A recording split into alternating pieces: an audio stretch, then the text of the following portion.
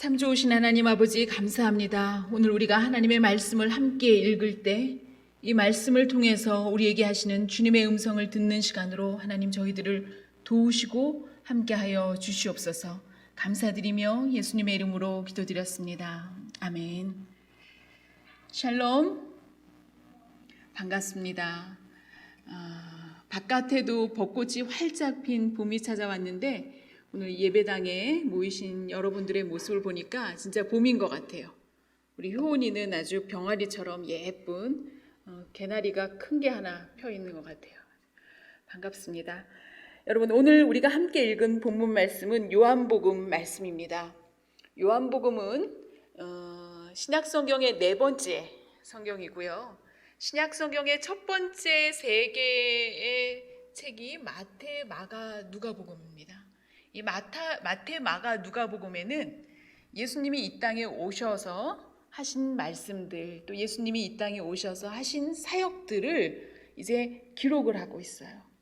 근데 이 마태, 마가, 누가에서 그 예수님이 하신 말씀을 듣거나 또 하신 일들을 본 자들은 아직 나중에 사도행전 2장에서 성령을 받기 전에 사람들이었어요. 성령을 받기 전에 사람들은 심지어는 예수님의 가장 가까운 12 제자들조차도 또 그 12 제자들 가운데서도 자타가 공인하는 수제자라고 하는 베드로조차도 예수님 곁에서 함께 3년을 쫓아다니면서 주님의 말씀을 듣고 주님이 하시는 일들을 보면서도 그 예수님이 누구신지를 아직 잘 알아보질 못했어요. 그것이 마태, 마가, 누가복음에서 예수님을 기억하고 있는 사람들의 그들의 시선을 통한 예수님에 대한 고백이라면 이제 요한복음은 조금 달라요. 요한복음에서 요한이 우리에게 소개하는 예수님을 만난 사람들의 신앙의 고백은 말 그대로 성령 체험을 한 사람들이 비로소 예수님이 누구신지를 깨달은 사람들의 신앙의 고백이에요. 사실은 요한복음 전체는 주제가 무엇이냐면 예수님이 누구신가 하는 이야기예요. 요한복음에도 마태나 마가복음, 누가복음에서 예수님이 하셨던 설교 말씀, 또 예수님이 하셨던 사역들, 기적과 이적들을 나열하고 있어요. 차이점은 마태와 마가와 누가복음은 그 예수님의 말씀과 사역을 나열하고 있다면 이제 이 요한복음은 그 예수님이 하신 말씀의 의미, 예수님이 하셨던 그 사역의 기적의 의미는 무엇인지, 그리고 그것을 통해서 정말 예수님은 누구셨는지를 고백하는 것이 신학적인 고백이 바로 요한복음이라고 하는 거예요. 오늘 이 요한복음, 저와 여러분이 읽었던 요한복음 12장 말씀은 굉장히 중요한 말씀이에요. 왜냐하면 예수님의 3년 사역 가운데서 이제 가장 중요한 사역, 하이라이트가 시작되는 날이었기 때문이에요. 요한복음 12장에 예수님께서는 명절이 이르러서 이제 예루살렘으로 올라가셨다 하는 말로 이 본문이 시작이 되고 있습니다. 조금 전에 우리 하민이가 읽어줬던 요한복음 12장 12절에서 19절 말씀 가운데 저는 몇 개의 키워드, 중요한 단어들을 우리가 함께 집중해서 보고자 합니다. 여러분 따라하시기 바랍니다. 명절. 자, 옆에 종이가 있으면 써놔도 돼요. 그 다음에 중요한 것은 종려나무 가지. 네, 크게 따라하세요. 집에 있는 분들도. 그 다음에 나귀. 그 다음에 호산나. 네, 6월 명절이라고 하는 절기, 또 종려나무 가지, 그 다음에 나귀, 호산나, 이 단어들을 우리가 집중해서 한번 살펴보도록 하겠습니다. 예수님이 마지막 가장 중요한 사역을 앞두고 예루살렘으로 올라가신 이 이야기는요, 요한복음뿐만이 아니라 마태복음 21장에서도 마가복음 11장에서도 누가복음 19장에서도 기억하고 기술하고 있어요. 이 얘기는 요한이 혼자서 기억한 사건이 아니었다는 거예요. 예수님이 분명 3년 사역 가운데 맨 마지막 그리고 가장 중요한 사역을 하시기 위해서 어디로 올라가신, 예루살렘으로 올라가신 이야기는 요한복음 기자뿐만이 아니라 마태와 마가, 누가복음 기자들도 기억한 사건, 진짜로 일어난 사건인 것을 우리에게 얘기해 주고 있어요. 요한복음 12장에 보니까 그 이튿날에 명절에 큰 무리가 예수께서 예루살렘으로 오신다는 것을 듣고 하면서 얘기가 시작이 되고 있는데, 여기서 얘기하는 명절은 어떤 명절이었을까요? 12장에는 나오지 않지만 그 앞장을 보니까 유월절이었어요. 예수님이 유월절이 되매 지금 어디로 올라가고 계시는 거예요? 예루살렘으로 올라가고 계시다는 겁니다. 여러분, 유월절은 무엇을 기념하는 절기였죠? 유월절. 자, 유월이라고 하는 말부터 우리가 이제 이해를 하면 쉬울 것 같아요. 그렇죠? 유월 하는 것은 뭐예요? 건너뛰다라고 하는 거예요. 이 유월절을 영어로 얘기하면은 Passover예요. Passover. 우리 하은아, Passover 하면 뜻이 뭐예요? 건너뛰다. 예, Passover. 자, Passover를 히브리어로 보니까 유대인들은 이 절기 이름을 따라해 보세요. 페사흐이라고 그래요. 페사흐이 말 그대로 Passover 혹은 유월, 건너뛰었다는 거예요. 유월절은 무엇을 기념하는 절기였냐면 이스라엘 백성이 430년 동안 애굽에서 종살이하다가 마침내 애굽을 탈출한 날을 기념하는 절기가 바로 Passover, 유월절 패삭이었어요. 430년 전에 이들에게는 어떤 일이 있었냐면요, 흉년이 들었어요. 그들이 원래 가나안 출신 사람들이었는데 한 가족이었어요. 야곱의 12아들들이었죠. 그들이 팔아먹은 요셉이 앞서 애굽에 가 있었고 나머지 11명의 형제들이 가뭄을 피해서 이제 애굽으로 찾아오게 됩니다. 그때 일어난 가뭄은 이스라엘뿐만이 아니라 애굽을 포함한 고대 근동의 그 일대에 일어났던 7년 동안의 가뭄이었어요. 그 가뭄을 피해서 야곱의 아들들이 곡식을 사러 애굽으로 들어오게 되죠. 이제 가뭄이 지나면 7년 가뭄이 지나면 그들은 고향으로 돌아갈 줄 알았어요. 그런데 하나님은 그들에게 그곳에서 430년이나 머물게 하셨습니다. 여러분, 430년 동안 그들이 그곳에 서 있는 동안에 그들의 삶은 녹록지가 않았어요. 처음에는 그들의 형제인 요셉, 지혜로웠던, 그리고 그의 지혜로 말미암아 모든 다른 민족들이 가뭄으로 고통당하고 있을 때 애굽은 곡식을 가지고 있었어요. 그리고 그 곡식을 팔아서 나라를 운영할 수가 있었어요. 그래서 그 요셉을 기억했던 그 나라의 왕 바로며 이집트 민족에게 아마 이 야곱의 가족들은 환영을 받았을 거예요. 그러나 세월이 지나면서 요셉을 기억하는 바로가 죽게 되고, 또 동시에 처음에 12형제였던 야곱의 형제들이 점점 숫자가 많아지자, 그죠? 이민자들이 점점 숫자가 많아지자 그 이집트 땅에 있던 많은 사람들이 불평을 하기 시작했어요. 굴러온 돌이 박힌 돌을 빼낼까 봐 걱정하는 소리가 여기저기서 일어나기 시작을 했던 것이죠.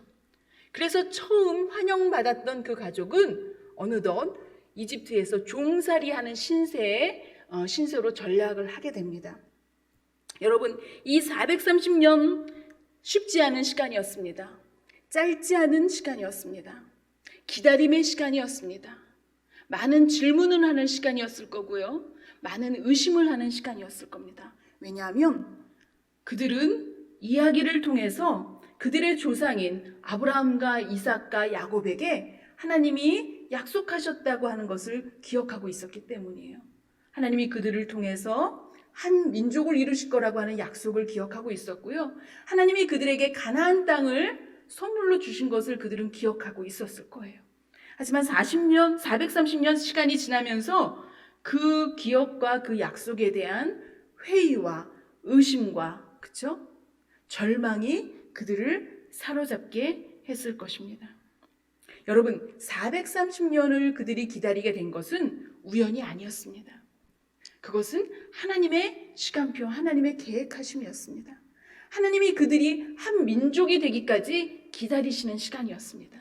야곱의 12아들들이 가나안 땅에 있었더라면 아마 그 땅에 있는 그 원주민들과 결혼하고 그들이 섬기는 우상을 섬기면서 하나님이 우상의 땅에서 불러내신, 그리고 아브라함을 통해서 하실 한 민족을 이루시고, 그 민족을 통해서 그 아브라함을 부르신 하나님이야말로 살아계신 하나님, 창조주 하나님이신 것을 드러내시고 보이시려고 하셨던 하나님의 계획하심에 차질이 있었을 거예요.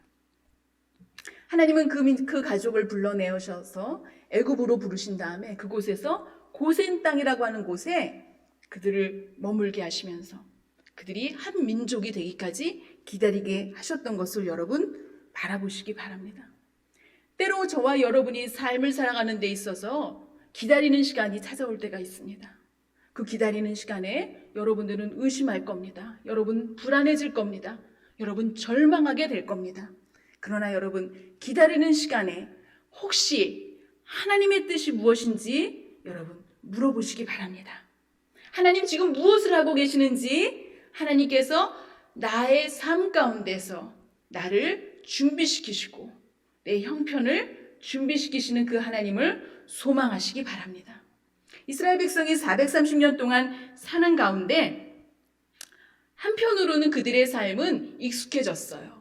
그리고 여러분 기억하시기 바랍니다. 그 당시 이집트는 세계 4대 문명 가운데 하나였습니다. 피라미드와 스핑크스를 건축하는, 지금도 어떻게 그것을 건축했는지 미스테리로, 세계 7대 미스테리라고, 이게 어떤 사람은 10대 미스테리라고 하는, 아직도 밝혀지지 않는 건축술이 발달했던 곳이었습니다. 오늘날의 맨하튼 같은 문명이 발전한 곳에 그들이 살고 있었어요. 그들이 그곳에서 익숙해져 있을 때 하나님은 여전히 아브라함과 하셨던 약속을 잊지 않으셨습니다. 그리고 익숙해 있는 그들의 삶의 자리에 익숙해 있는 그들이 더 이상은 그곳에서 견딜 수 없도록 하나님은 바로의 마음을 강팍하게 하셔서 그들의 자리를 흔들으셨던 것을 여러분 보시기 바랍니다. 갑자기 바로가 이스라엘 민족에게 아들이 태어나면은 다 죽이라고 명령을 합니다. 인구가 늘어나는 것을 이제 막기 위함이었죠. 또 그들에게 부과했던 노동의 강도를 더 많이 부과를 하게 됩니다. 도저히 그 땅에서 견딜 수 없는 그런 삶의 고통 가운데서 있을 때 마침내 그들은 아브라함과 이삭과 야곱의 하나님을 기억할 수가 있었던 것입니다. 이미 그때 그 기억은, 그때 그 약속은 그들에게 그렇게 절실하지 않았을 때였던 그들에게 이제는 그 약속만이, 하나님이 하셨던 그 약속만이 소망일 수밖에 없는 환경으로 하나님이 그들의 삶의 자리를 흔드시는 것을 여러분 보시기 바랍니다. 때로 저와 여러분의 삶 가운데서 여러분들이 제가 기대하지 않았던 나의 삶의 자리가 흔들릴 때가 있습니다. 모든 것이 불안전하고 모든 것이 약속되지 않은 것 같은 미래 가운데 우리의 삶의 자리가 노출될 때가 있을 것입니다. 그때 여러분 두려워하지 마시기 바랍니다. 당황하지 마시기 바랍니다. 혹시 하나님, 내가 가지고 있는 이 모든 것을 잃게 되는 이 순간에 절망하거나 하나님을 원망하지 마시기 바랍니다. 하나님이 이 자리를 흔드시는 것은 이제 하나님께서 저와 여러분을 위해서 예비하신 그곳으로, 그 땅으로 인도하시기 위해서 우리의 삶의 자리를 흔드시는구나, 여러분 소망하시면서 여러분 하나님 앞에 구해보시기 바랍니다. 이스라엘 민족을 하나님은 그런 환경으로 몰아넣으셨습니다. 그리고 모세를 통해서 이제 그들을 그 땅에서 이끌어낼 계획을 가지고 일을 하시기 시작을 하셨습니다. 우리는 6월절 전에 이집트 땅에 일어났던 10개의 재앙을 우리가 기억을 합니다. 그렇죠? 10번의 재앙. 그런데 이 10번의 재앙 가운데서도 특별히 9번의 재앙은 이스라엘 민족이라면 하나님이 무조건 그들을 구별해서 지키셨어요. 하지만 마지막 10번째 재앙은 이스라엘 민족이라도 하나님께서 모세를 통해서 하신 그 명령을 순종하신 자는 하나님이 그가 살고 있는 집을 죽음의 사자가 패스오버, 건너가게 하셨지만 이스라엘 민족이었음에도 불구하고 하나님이 하신 명령을 지키지 않고 우습게 여기고 경홀히 여기고 무시했던 집은 패스오버 하지 않고 그 집에 죽음의 사자가 들어갔던 것을 여러분 기억하시기 바랍니다. 바로 그 10번째 재앙에 그것을 피할 수 있는 컨디션은 무엇이었습니까? 바로 양을 잡아서 그 양의 피를 문지방에 바르는 것이었습니다.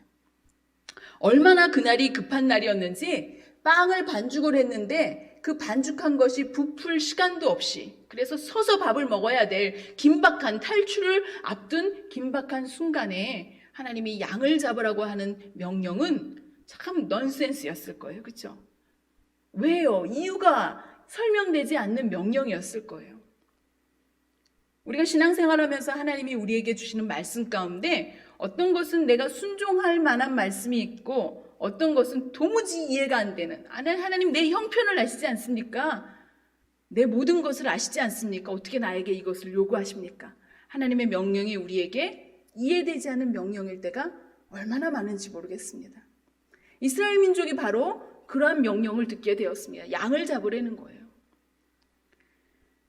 여러분, 믿음이 먼저일까요? 순종이 먼저일까요? 믿음이 있어서 순종하는 걸까요? 아니면은 순종하면서 믿음이 생기는 걸까요?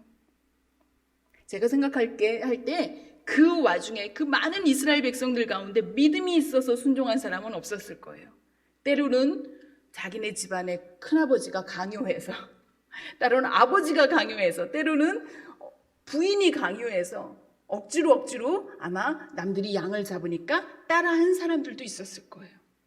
하지만 순종했을 때 그 다음에 일어난 결과를 보면서 그들은 하나님이 하셨음을 부인할 수가 없게 되었을 거예요. 이스라엘 민족이었지만 순종하지 않은 집에는 죽음의 사자가 들어갔고요. 놀랍게도 출애굽기 12장에 보니까 이스라엘 민족이 아님에도 불구하고 그 땅에, 이집트 땅에 있던 다른 민족들 가운데서 유대인들이 양을 잡는 걸 보면서 따라한 사람들이 있었어요. 그들이 따라할 만한 충분한 동기가 있었던 것 같아요. 왜? 지난 9번의 재앙 가운데서 하나님이 이스라엘만 구별해서 지키시는 것을 그들이 눈으로 목도했던 사람들이 있었어요. 그러면서 그들이 마지막에 이스라엘 백성들이 모두 분주히 집집마다 양을 잡는 걸 보면서 따라한 사람들이 있었어요. 그들도 믿음은 없었지만 따라했어요. 그리고 결과는 그 집에도 죽음의 사자가 패스오버, 피를 바른 그 이방인의 집에도 죽음의 사자가 패스오버한 것을 출애굽기 12장은 우리에게 증언하고 있습니다. 이스라엘 백성이 애굽을 떠났을 때 그들의 숫자가 모두 60만 명이었는데 그들과 함께 수많은 잡족이 따라 나왔더라 하는 말씀을 기억하고 있어요. 한국어로 너무 잡족이라고 번역을 해놨는데 다른 여러 민족이라고. 왜 이집트 민족이라고 얘기하지 않고 잡족이라 그랬을까요? 이집트는 한 나라가 아니라 엠파이어였어요. 그 일대를 다 지배하는. 그래서 그 이집트 땅 안에는 많은 나라로부터 그들의 속국, 이집트의 속국으로부터 오는 많은 사람들이 노예로도 와 있었고 상인으로도 와 있었고 출장 온 사람도 있을 거고 외교관도 있었을 거고요. 그래서 그 땅에 많은 다른 민족들이 이스라엘 민족을 구별하시는 하나님을 그들이 목도했고 마지막에 이스라엘 민족이 마지막 하나님의 명령을 듣고 순종하는 것을 보면서 따라했던 그 많은 이들 가운데서 하나님께서 첫 번째 아들이, 그 가정의 첫 번째 아들이 죽임을 당하는 그 재앙으로부터 구별되는, 구원해지는, 그렇죠? 패스오버 하는 경험을 했던 것을 유월절 사건은 우리에게 얘기해주고 있습니다. 유월절은요, 이스라엘 민족이 지금도 지키고 있는 명절이에요. 이스라엘 민족은 여러 명절 절기가 있어요. 유월절이 있고 오순절이 있고 뭐 초막절이 있고 용키푸르 대속제일이 있고 그렇죠? 여러 절기가 있는데 유월절이 가장 중요한 절기 가운데 하나예요. 왜냐하면 이 유월절이야말로 이스라엘 민족이 된 사건이었거든요. 야곱의 12 아들들이 들어갔다가 한 민족이 되어서 하나님의 놀라우신 은혜 가운데서 그들이 애굽을 탈출한 사건을 기억하는, 그래서 그들의 민족 정체성과 관련된 절기이기 때문에 굉장히 중요한 절기예요. 자, 이번 주 이제 6월절이 시작이 됩니다. 이스라엘에. 이번 주 6월절이 시작되기 전에 6월절 미리 와서 준비하는 사람들로 이스라엘은 분주해요. 1년 중에 이스라엘로 들어가는 비행기 티켓이 가장 비싼 때가 바로 이 무렵이에요. 지금은 이제 이 바이러스로 인해서 이스라엘도 모든 외국으로부터 들어오는 비행기 항공을 다 지금 차단시켜놨어요. 그래서 올해는 좀 예외이긴 하지만 그래서 6월절을 앞두고 이스라엘 들어가는 것은 아주 비싼 비행기 값을 지불해야 될 정도로 지금도 유대인들은 6월절을 지키고 있어요. 예수님 시대에도 마찬가지였어요. 예수님 시대에 예수님이 6월절을 지키기 위해서 예루살렘으로 가시던 그때 그곳에는 많은 사람들이 와 있었어요. 이제 이번 주부터 시작될 그 6월절을 지키기 위해서 디아스포라 유대인들이 많이 와 있었어요. 우리가 잘 알고 있는 바울이 있던 다소에서도 온 사람들도 있었고 갈라디아에서도 온 사람들, 고린도에서 온 사람, 여러 그 일대에 흩어져 살고 있던 유대인들이 6월절을 지키기 위해서 그곳에 와 있었던 것을 우리는 보게 됩니다. 오늘 우리가 읽었던 본문 가운데 첫 번째 키워드 6월절이 어떤 절기였는지 이제 여러분 기억하시죠? 자, 두 번째 키워드는 무엇이었냐면 종려나무 가지입니다. 여러분 종려나무는요 성경 전체에 한 30번 정도 언급이 되는 나무예요. 종려나무가 있다고 하는 것은요 풍요로움을 상징을 해요. 특별히 종려나무는요 이스라엘 백성이 애굽을 탈출하고 난 다음에 제일 먼저 그들이 광야로 들어갔을 때 엘림이라고 하는 이제 지역에서 그들이 진을 치고 잠깐 머물게 되거든요. 근데 그들이 그곳에 머물게 됐던 이유가 바로 그곳에 한 70여 그루의 종려나무가 있었다. 성경은 그렇게 출애굽기 15장에서 얘기를 해요. 여러분, 조금 아까 얘기했지만 그들이 애굽을 탈출한 다음에 어디로 들어갔죠? 광야로 들어갔어요. 광야는 데저트를 얘기해요. 그렇죠? 사막을 얘기하는 곳이에요. 사막에 종려나무가 있다. 어떤 컨디션이었을까요? 바로 그곳에 물이 있었다는 거예요. 여러분, 사막에 물이 있다는 것은 그곳이 어느 곳이었다는 거죠? 오아시스가. 그래서 우리가 지금 작년에 이스라엘 성지순례를 가보니까 사해사본이 발견된 그 일대가 다 광야예요. 물이라고 사해가 있지만 짜가지고 마실 수가 없어요. 그런데 바로 그곳에서 세계에서 가장 오래된 도시가 있었는데 그 도시 우리가 가봐 무슨 도시였죠? 여리고가 있었어요. 여리고는 그 광야에서 오아시스가 있었기 때문이에요. 그곳에 사람들이 모여 살았고 그 여리고에 우리가 가서 사 먹은 과일 중에 하나가 대추 열매. 그치? 한국말로 대추. 바로 종려나무에서 열리는 열매를 사 먹었어요. 그 열매 이름이 타말이라 그래. 타말. 이 종려나무는요 풍요로움을 상징해요. 광야에 아무것도 없는 그곳에서 자라나는 그 종려나무의 열매는요 아주 영양이 많은 그런 다말 열매를 줄 뿐만이 아니라 그 종려나무 가지는 뭐로도 사용해요? 지붕으로도 사용하는. 그래서 아주 굉장히 중요한 역할을 하는 이스라엘에서 참 아주 귀하게 여겨지는 그늘과 양식을 제공하는 나무로 상징되고 있는 것이 바로 종려나무예요. 뿐만 아니라 재밌는 것은 사사기에 보니까 우리가 잘 알고 있는 여자 사사, 그렇죠?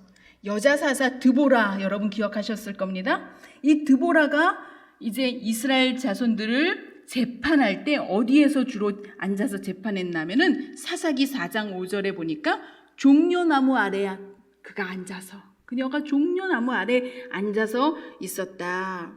아마 그늘이 있었으니까 그곳에 앉아서 있었을 수도 있어요. 근데 그냥 나무 아래 있지 않고 종려나무 아래 있다 얘기하는 것은 고대 이스라엘에서 특별히 그 고대 메소포타미아 그 지역의 그 문명 가운데서 이 종려나무는 신성한 나무로 다른 말로 하면은 이곳은 정의와 정직, 공정한 것을 상징하는 나무로 여겨졌다는 거예요.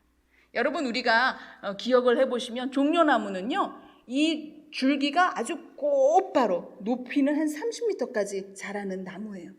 아주 늘씬하게 휘어지지 않고 늘씬하게 아주 스트레이트하게 그래서 좌로나 우로나 치우치지 않는 그런 잣대와 같은 그런 형태를 보여주고도 있다고 하는 것이죠.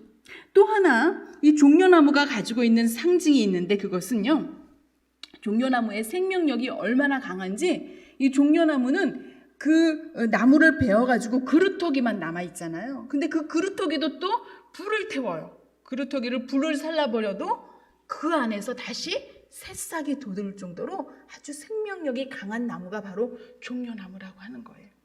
그래서 유대 국가에서는 이 종려나무를 유대인들은 하나의 그런 생명력을 상징하는 것을 보면서 승리와 또 죽은 나무 그루터기에서 새싹이 나는 것을 보면서 부활을 상징하는 그런 나무로 유대의 전통 속에서 오랫동안 종려나무를 기억을 했던 것을 보게 됩니다. 오늘 본문에 보니까 예수님이 예루살렘으로 올라가셨을 때 많은 사람들이 와서 예수님을 환영을 하면서 그들이 바로 이 종려나무 가지를 들고 환영을 했다고 하는 거예요. 종려나무는 풍요를 상징하고, 그렇죠? 또 강인함, 그렇죠? 부활을 상징하는 그런 상징, 승리를 상징하는 그런 나무를 가지고 주님을 찬양했다라고 본문은 얘기를 하고 있습니다. 그런데 그 본문에서 그 예수님을 찬양했던 사람들은 누구였냐면은 요한복음 12장 17절 18절을 읽어보니까 나사로가 죽었는데 그 죽은 나사로를 무덤에서 불러낸 것을, 다시 말하면 죽은 나사로를 살리신 것을 본 사람들이 막 소문을 냈어요. 그리고 그 예수님이 죽은 나사로를 살리신 것을 들은 사람들이 신나가지고 예수님이 예루살렘으로 오신다고 하니까, 예루살렘 그 사건이 어디였냐면 베다니에서 일어났거든요. 베다니는요 지금도 예루살렘에서 걸어서 갈 수 있는 거리예요. 어디쯤이라고 얘기하면 될까요? 베다니는요 여기서 지금 계양구청 정도 가는 거리예요. 충분히 걸어갈 만한 거리죠. 그곳에 예루살렘으로부터 계양구청 쪽에 있는 베다니에 살고 있던 베드로를 예수님이 저쪽 갈릴리로부터 예루살렘으로 오시다가 그 길목에 있는 동네였거든요. 거기에 잠깐 들리셨는데 거기에 보니까 나사로가 죽은 거예요. 나사로는 늘 예수님이 예루살렘으로 신방 오실 때마다 잠깐 머물시던 동네였어요. 그리고 나사로는 예수님의 친구였어요. 나사로와 나사로의 두 자매, 우리가 마르다와 마리아가 있었는데 예수님과 가까이 지내던 친구들이었어요. 그래서 예수님이 신방 다니시다가 피곤하면 그냥 꺼리낌 없이 부담 없이 그 집에 가서 드시기도 하시고 쉬시기도 하셨던 집이었어요. 와보니까 그 친구가 죽은 거예요. 그 친구를 예수님이 살려내신 사건을 성경은 기록을 하고 있는데, 그 소문이 예수님이 예루살렘의 그 베다니를 지나서 와보니까 예루살렘까지 소문이 난 거예요. 그래서 많은 사람들이 종려나무 가지를 흔들면서 예수님을 나와서 예수님을 막 환영하는 모습이 바로 이 장면이었어요. 자, 오늘 키워드 6월절 첫 번째, 그렇죠, 명절 얘기를 했고요. 그 다음에 종려나무를, 왜 그들이 종려나무 가지를 왜 흔들었는지, 종려나무의 가지의 의미가 무엇이었는지 이제 살펴봤어요. 그리고 왜 예수님한테 그걸 흔들었는지, 그렇죠? 그 다음에 세 번째 이제 키워드는 뭐냐면 따라하시기 바랍니다. 나귀. 자, 나귀는요, 여러분, 나귀, 당나귀, 그렇죠? 나귀가 뭐예요, 여러분? 나귀. 말하고 나귀하고 뭐가 다르죠? 생긴 거는 말과처럼 생겼어요. 그렇죠? 근데 어딘가 모르게 조금 2% 좀 부족해요. 그렇죠? 말이 있고 나귀가 있으면 나귀 타지, 말을 타지 나귀 타지는 않을 거예요. 그렇죠? 나귀는 짐을 싣기도 했고 또 사람이 타기도 했어요. 나귀는 고대나 지금이나 말과 비교해 봤을 때 그렇게 비싼 게 아니었어요. 여러분, 나귀 타고 전쟁하러 나가는 로마 군인이 있었을까요? 로마 군인 멋있는 말을 타고 갔을 거예요. 그렇죠? 험불, 겸손함을 얘기하고 가난함을 얘기하는 거예요. 자, 오늘 나귀를 타고 예수님이 이제 예루살렘에 들어가셨다 본문은 얘기를 하고 있는데요.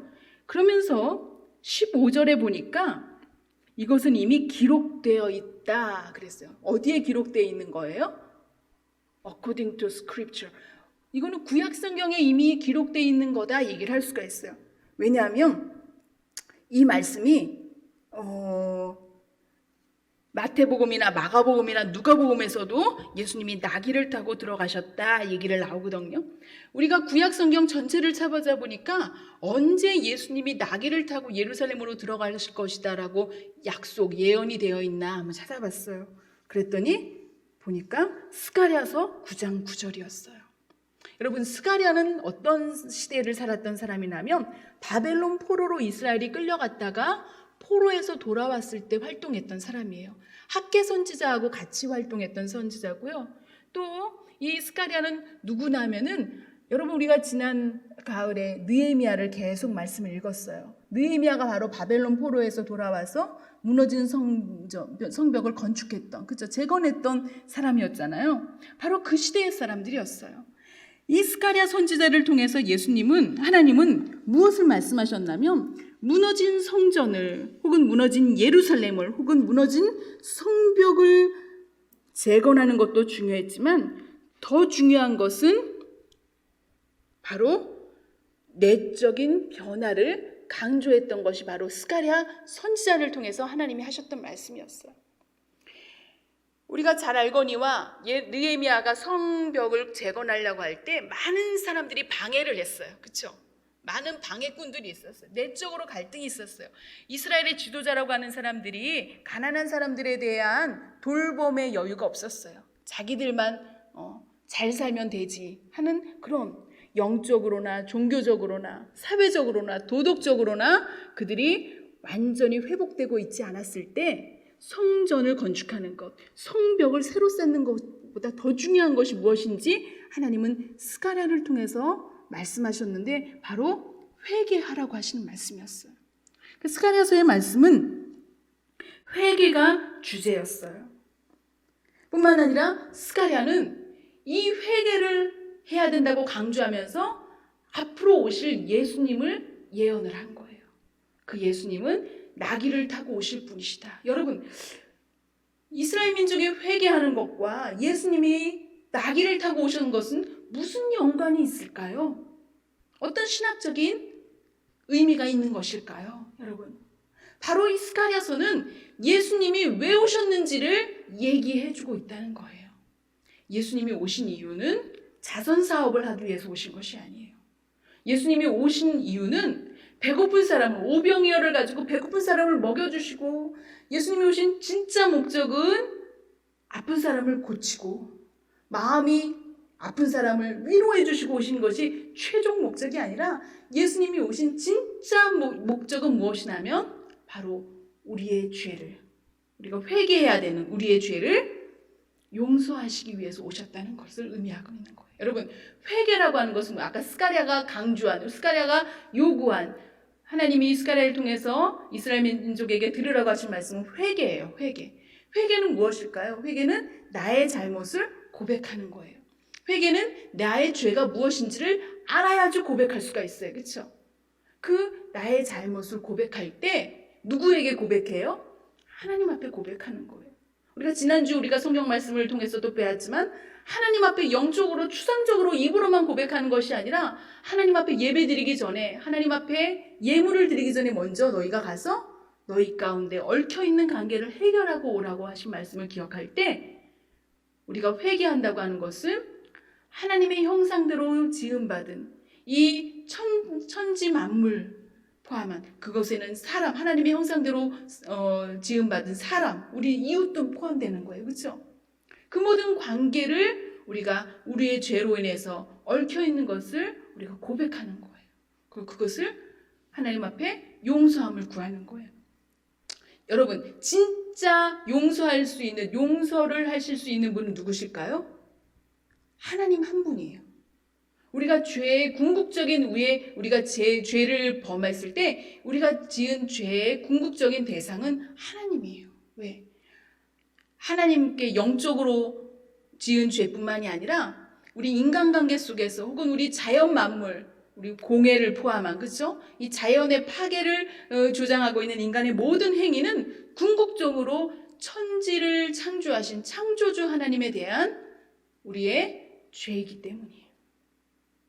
그런데 그것을, 우리의 죄를 고백할 때 그것을 용서해 주실 수 있는 분은 누구세요? 하나님 자신이라고 하는 거예요. 그동안 성경은 구약 성경에서 끊임없이 번제를 바치라고 했어요. 희생 제물을, 속죄 제물을 바치라고 얘기를 했어요. 양이 없는 사람은 비둘기라도 바치라고 얘기를 했어요. 그러나 그 양이, 내가 풀을 베어다가 키운 그 양이 대신 나를 대신해서 죽는다고 해서 내 죄가 용서함 받는 것은 아니에요. 내 죄를 고백했을 때 나의 죄를 용서하실 수 있는 분은 누구 한 분뿐이세요? 하나님 자신이에요. 하나님 자신이 저와 여러분의 죄를 용서해 주시기 위해서 하늘에 계신 분이 바로 이 땅에 육신의 몸으로 오셨다는 거예요. 나귀를 타고 오셨다고 하는 것은 바로 하나님 자신이 겸손함으로 하나님이 우리를 용서하시기 위해서 오셨다고 하시는 그 말씀이에요. 바로 그것이 오늘 스가랴서 말씀을 통해서 하나님께서 메시아 예수님을 보내실 거라고 하는 약속을 하면서, 왜 스가랴는 회개를 강조하면서 그 회개의 대상이 왜 나귀를 타고 오실 그분하고 관계가 있는지를 우리에게 얘기해 주고 있다는 거예요. 오늘 예수님은 그 스가랴를 통해서 약속하신 대로 나귀를 타고 오셨어요. 그런데 여러분, 이게 그림이 잘 안 맞아요. 그렇죠? 종려나무는 승리를 얘기를 하는 거예요. 그런데 나귀는 아주 보잘것없는, 볼품없는, 그렇죠? 모양새가 안 나는, 말도 아니고, 그렇죠? 나귀를 타고 오신, 이제 언밸런스한 지금 상황이 이 본문에서 우리에게 보여주고 있는 거예요. 자, 이 본문의 이제 하이라이트는 뭐냐면은 바로 그 예수님을 맞이하던 군중이 예수님 앞에 얘기하는 그 한마디였어요. 따라해 보세요. 호산나. 호산나는 무슨 뜻일까요? 호산나. 호산나는 히브리어로, 자, 따라해 보세요. 호산나. 호시아나라고 얘기를 하죠.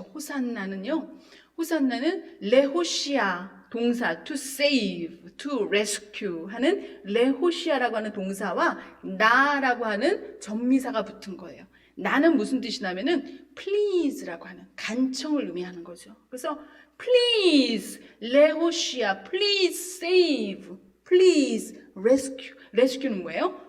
우리를 구출해내는 거예요. 구원해내는 거예요. 호산나라고 하는 말의 뜻은 우리를 구원해 주세요 라고 하는 거예요. 많은 무리들이 예수님이 예루살렘으로 올라왔을 때 죽은 사람도 살리신 그분, 오병이어로 몇천 명을 먹이신 그분, 풍랑을 잔잔케 하신 그분이 지금 오신데, 많은 무리들이 여러 가지를 바라는 마음으로 종려나무 가지를 흔들면서 예수님을 환영했어요. 정치적으로는 우리를 압제하고 있는 로마로부터 우리를 구원해 주세요. 가난한 사람들은 이 가난으로부터 우리를 구원해 주세요. 병든 자는 이 병으로부터 나를 고쳐주세요. 마음이 우울한 자는, 우울병에 걸린 사람은 나를 즐거운 마음을, 평안한 마음을 주세요. 여러분, 어디서 많이 들어본 얘기 같지 않아요? 우리의 기도 제목들 여기다 포함돼요. 보니까. 그렇죠? 마음의 평안함을 주세요. 시험 잘 보게 해주세요. 좋은 직장 가게 해주세요. 여기 아파요. 저기 아파요. 그렇죠? 여러분, 저와 여러분의 기도 제목이 바로 이들의 예수님을 맞이하는 호산나 속에 들어있더라는 것이죠. 문제는요, 종려나무가지를 흔들면서 자기들의 입은 옷을 벗어서 레드카펫을 깔면서 예수님을 맞이했던 바로 이 똑같은 군중들이요, 바로 며칠 지나지 않아서 예수님을 십자가에 못 박으라고 소리치던 동일 군중들인 것을 여러분 보시기 바랍니다. 왜 그들은 예수님을 이렇게 환영했던 그 무리들이 갑자기 며칠 만에 마음이 바뀌어서 예수님을 십자가에 달려 돌아가시게 못 박으라고 로마 군중에게 내어드렸을까요? 아니, 예수님과 함께 그 예루살렘 입성길에 함께 있었던 베드로는 그때 왜 도망갔을까요? 예수님이 십자가에 달려 돌아가시는 그 순간에. 이유는 간단합니다. 그들의 요구를, 그들의 바램을 주님이 당장 들어주지 않으셨기 때문이에요. 애굽으로부터 로마로부터 우리를 해방시켜 주실 줄 알았는데 바로 그 로마 군인들에게 체포돼서 가시는 모습을 보면서 그들은 실망했을 거예요. 당장 이 가난으로부터 우리를 탈출시켜 주실 줄 알았는데 말없이 끌려가는 어린 양 같은 예수님의 모습을 보면서 그들은 수치스럽고 우리가 그동안 헛것을 믿었나 보다 실망했을 거예요. 여러분, 저와 여러분은 신앙생활 하면서 내가 하나님 앞에 기도했던 그 기도 제목들이, 하나님 앞에 간구했던 그 기도가 하나님께서 응답하시지 않는다고 얼마나 많이 실망하고 얼마나 많이 절망했습니까? 얼마나 많이 하나님 앞에 섭섭해했습니까? 얼마나 많이 하나님 앞에 질문했습니까? 분노했습니까? 화를 냈습니까? 종려나무 가지를 흔들면서 주님을 맞이했던 그 무리 가운데 저와 여러분이 있었습니다. 그런데 오늘 예수님이 예루살렘에 올라가셨던 그 이유는 죽기 위해서 오셨던 것입니다. 나와 여러분의 죄를 대신해서 하늘 보좌를 버리시고, 왜? 양이 우리의 죄를 대신할 수 없기 때문에 예수님 자신이, 하나님 자신이 우리의 죄를 용서하시기 위해서 이 땅에 오셨고 죽으셨고 부활하신 것입니다. 여러분, 오늘 우리는 종려주일을 예루살렘으로 올라가시기 위해서 오셨던 예수님의 그 모습을 말씀을 통해서 읽었습니다. 이제 다음 주에 예수님이 부활하신 예수님 이야기를 하게 될 거예요. 부활하시기 전에 먼저 돌아가셔야 돼요. 그렇죠? 이번 주에 그 일들이 성경 본문에 이제 전개가 되고 있습니다. 특별히 이번 주 이제 금요일 날은 유대인들이 지키는 유월절이에요. 바로 그 유월절에 예수님은 체포당하셨고 십자가에 달려 돌아가시게 됩니다. 그리고 세 번째 날, 그로부터 첫 번째, 두 번째, 세 번째 날인 주일날 부활을 하시게 되죠. 아마 이 자리에 있는 저와 여러분들 가운데 유월절 이야기 혹은 부활절 이야기는 수도 없이 들었을 겁니다. 그런데 이것이 또 하나의 그냥 부활절 이야기로 올해에도 2020년도에도 저와 여러분들에게 귀에 들리는 부활절 이야기라면 what a pity. 얼마나 허망하고 얼마나 기가 막힌 일이겠습니까? 여러분, 저와 여러분의 정체성은 예수님이 나의 구세주, 예수님이 나의 죄를 용서하시고 나의 죄를 위해서 오셨고 죽으셨고 부활하신 나의 구세주이심을 고백하는 사람들이 저와 여러분이에요. 그게 기독교인이라고 하는, 크리스찬이라고 하는 말의 뜻이고 우리의 정체성을 얘기하고 있는 겁니다. 아직까지 예수님이 왜 나를 위해서 죽으셨어야 됐는지 알지 못한다면 그것을 아는 2020년 부활절이 되기를 주님의 이름으로 축원합니다. 예수님이 나를 구해주셨습니다. 예수님이 나의 메시아입니다. 예수님이 나의 그리스도십니다. 고백하기 위한 전제 조건이 있어요. 그것은 무엇이냐면 내가 죄인이라고 하는 거예요. 아까 우리 찬양을 하면서 현주가 굉장히 중요한 이야기를 우리에게 상기시켜줬어요. 아브라함이 하나님 앞에 죄를 지었을 때 첫 번째 리액션은 무엇이었냐면 하나님이 아브라함을 찾으셔서 아브라함아 부르셨을 때 그가 어떻게 했어요? 여호와의 낯을 피하여 숨었어요. 왜? 자기가 죄인인 것을 알았기 때문이에요. 강아지를 키우는 사람들 잘 알 거예요. 그렇죠? 말 못하는 강아지도 저기다가 나쁜 짓 하지 마 하면은 그 자기가 한 거 알면 주인이 나타나면 숨는데요. 그렇죠? 여러분, 죄는 어두움은 빛과 함께 있을 수가 없어요. 하나님은 거룩하신 분이에요.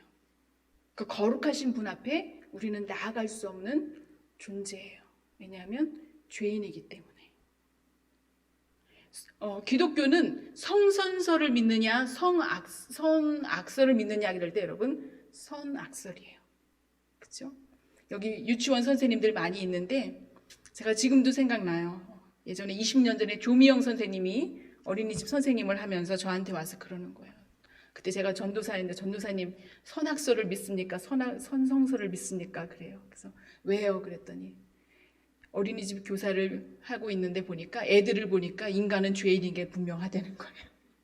아기들인데도 어디서 가르쳐주지 않았는데도 욕심을 부리고 거짓말을 하고 왜 그럴까요? 우리 많은 사람들이 질문을 해요. 아니 하나님이 선하신 하나님이 왜 인간을 악하게 만드셨나? 그렇죠? 왜 죄가 들어왔나? 그렇죠? 우리 그런 질문들 많이 해요. 여러분, 하나님이 죄를 만드신 게 아니에요. 하나님은 아담과 하와에게 먹지 말라고 명령하셨어요. 그렇죠? 선악을 아는 나무를 먹을 수도 있고 안 먹을 수도 있었어요. 그 선택은 누가 한 거예요?